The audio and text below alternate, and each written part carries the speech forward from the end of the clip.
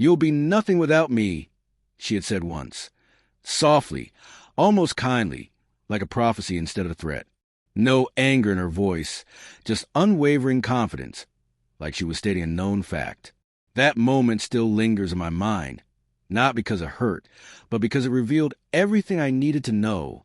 The courtroom was cold, sterile. Papers shuffled, voices murmured in legal tones, and she sat across from me composed and smug. Her lawyer, a man who looked like he measured people in percentages, offered a smirk as he leaned in. "This won't take long. You're already bleeding out." I said nothing.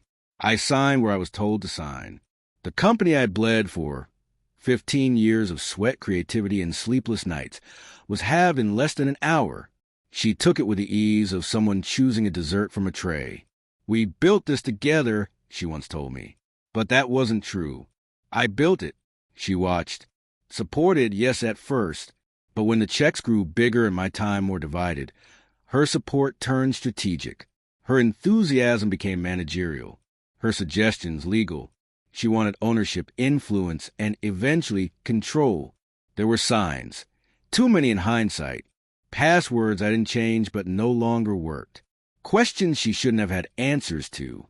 A quiet shift in our conversations, where interests narrowed to contracts and equity. I ignored it, trusted her. Or maybe I was too arrogant to imagine being blindsided.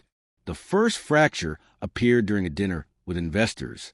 Her gaze lingered too long on a junior executive, her laughter too generous. I asked about it. She called me paranoid. That became her playbook: deflect, invert, and accuse. Then came the papers. Divorce.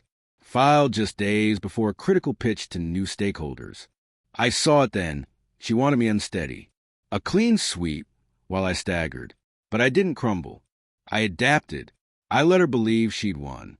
For half a year, I wore the mask, stunned, defeated, adrift. All the while, I was rebuilding under the radar. She got the name, the logo, the polished website. She inherited the spotlight, but not the soul, the technology, the source code, the strategy. Those were never stored in shared drives. My intellectual property had been moved, shielded legally under a new entity. I met clients in quiet cafes, private rooms, made no promises, only told the truth. They didn't care about the name. They cared about me.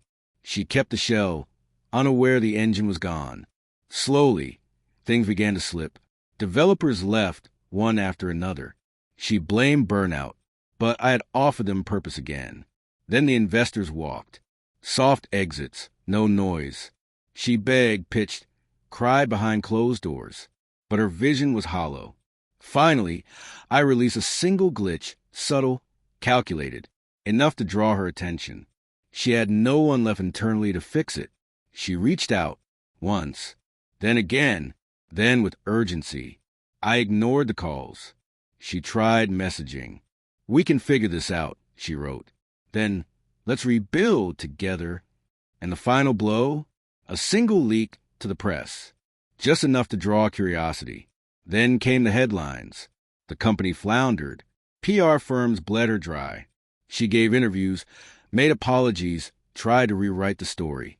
But by then, I'd already launched again, same technology, new banner. Clean, modern, leaner. Clients returned without persuasion.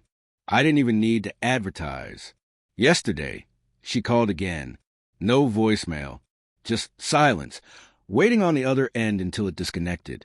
I looked at her name, a ghost of what once was. Not anger, not pity, just calm detachment. She thought I'd collapsed without her.